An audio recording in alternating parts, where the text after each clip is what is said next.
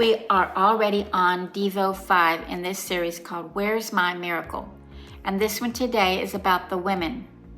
There are 6 stories at least, but we're going to look at 6 stories where Jesus gave women the miracles of healing that they asked for. Mary Magdalene in the New Testament was cured of evil spirits and diseases, and she went on later to support Jesus' ministry. She followed him. She was one of the first at the empty tomb. She was cured and thankful.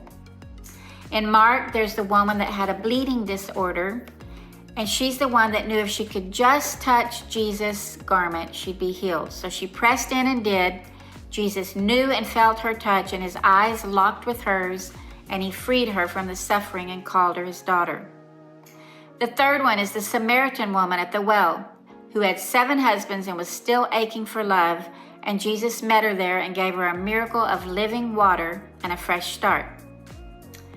As we read and talked about in another Devo, Peter's mother-in-law had a fever. Jesus showed up and healed her. She got up and served.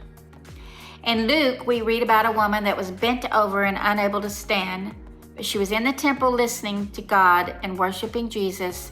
Jesus called her, straightened her back, and set her free. And what about the woman caught in adultery? Boy, did she need a miracle. She was about to be stoned to death, and Jesus silenced her accusers and healed her past. And there were many others, including barren women that were given children. But all of these women got their miracles, and perhaps you can relate to one of these stories. Maybe you've had a physical illness or shame from your past, or you've had a hope for a future in children, or been tormented in your mind and spirit, waiting a touch from Jesus. Mostly, all of these women had their identity affirmed and their worth restored with their miracle encounter with Jesus.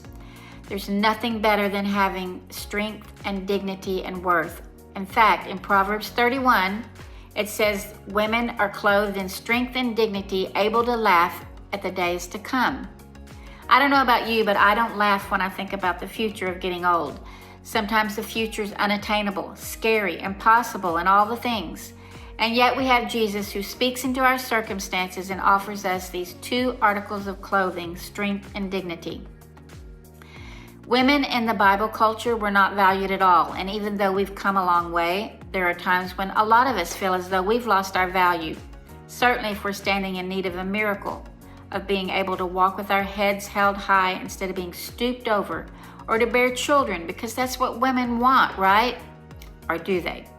Or to experience wholeness after being beaten up by something or someone in life, or to experience a healing touch that just flows through our entire body, offering us healing.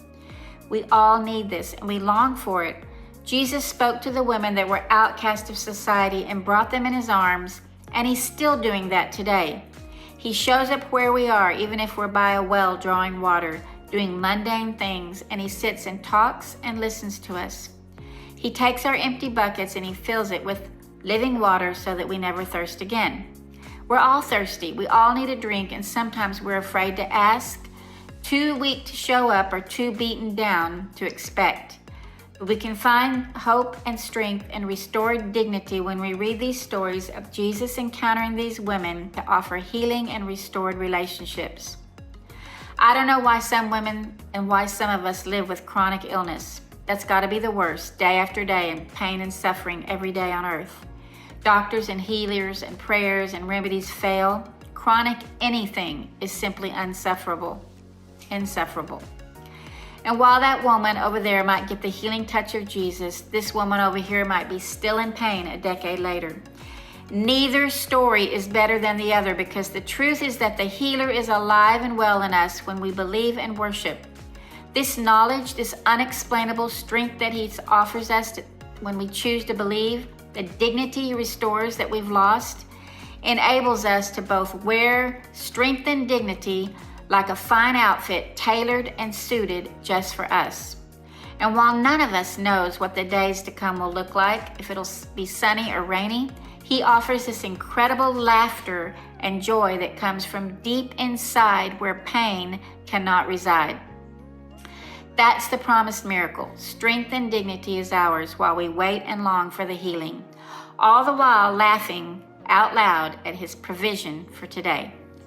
Where's my miracle?